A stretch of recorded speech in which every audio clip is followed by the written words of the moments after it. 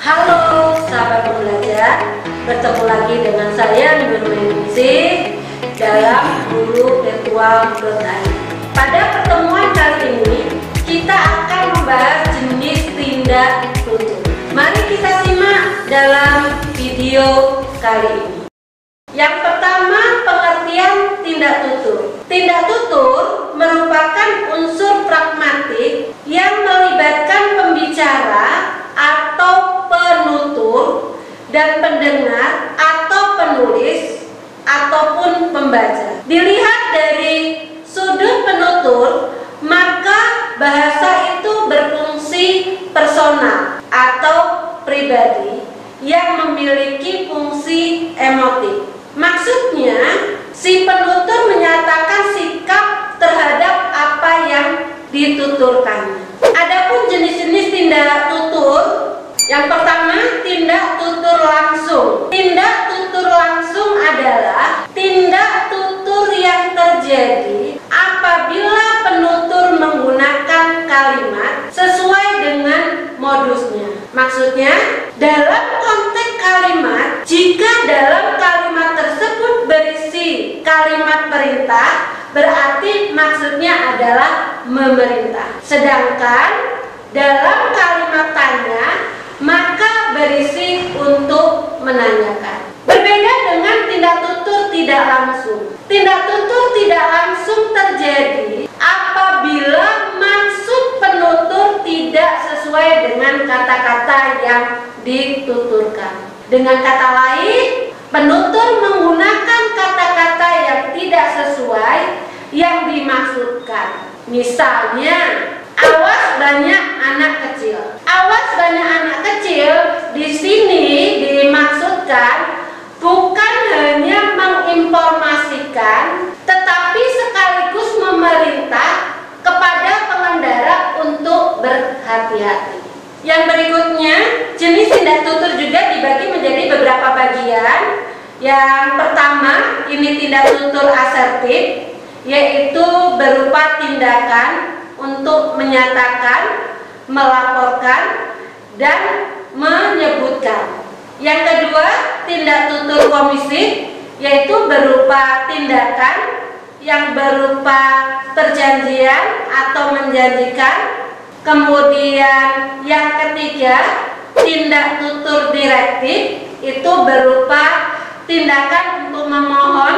Dan yang keempat adalah tindak tutur ekspresif yang berupa penolakan atau menolak. Yang pertama, tindak tutur direktif atau representatif, yaitu tindak tutur yang berfungsi untuk menetapkan atau menjelaskan sesuatu apa adanya, atau bisa juga disebut sebagai tindak tutur yang terikat atau tindak tutur yang terikat pada kebenaran proposisi yang diungkapkan.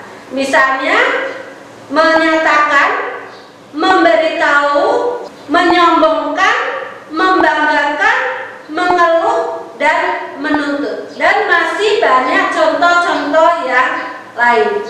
Kemudian yang kedua, itu ada tindak tutur direktif, yaitu tindak tutur yang berfungsi untuk membuat penuturan akan melakukan sesuatu atau menimbulkan efek berupa tindakan yang dilakukan oleh penutur. Adapun fungsi ilokusinya misalnya memesan, memerintah, memohon, menuntut, menasehati, menyuruh, menganjurkan, mengajak, mengizinkan, mendesak, dan lain sebagainya. Euler menyatakan bahwa tindak tutur direktif sebagai tindak tutur yang dipakai oleh penutur untuk menyuruh orang lain melakukan sesuatu atau menyatakan apa yang menjadi keinginan penutur.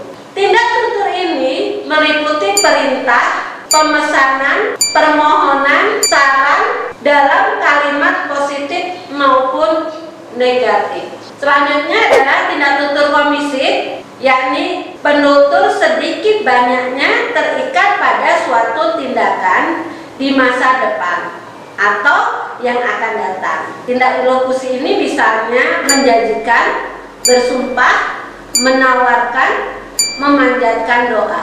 Yang keempat adalah tindak tutur ekspresif. Fungsi dari tindak tutur ini adalah untuk mengungkapkan atau mengutarakan sikap psikologis penutur terhadap keadaan yang tersirat dalam ilokusi. Misalnya mengucapkan terima kasih, mengucapkan selamat, kemudian mengancam, memuji, mengucapkan bela sungkawa, mengkritik, mengeluh, menyesal, dan lain-lain.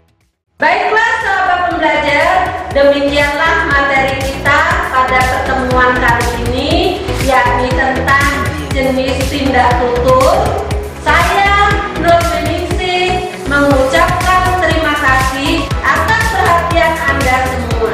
Salam semangat dari kami, guru-guru yang siap memberikan layanan edukasi untuk Anda semua.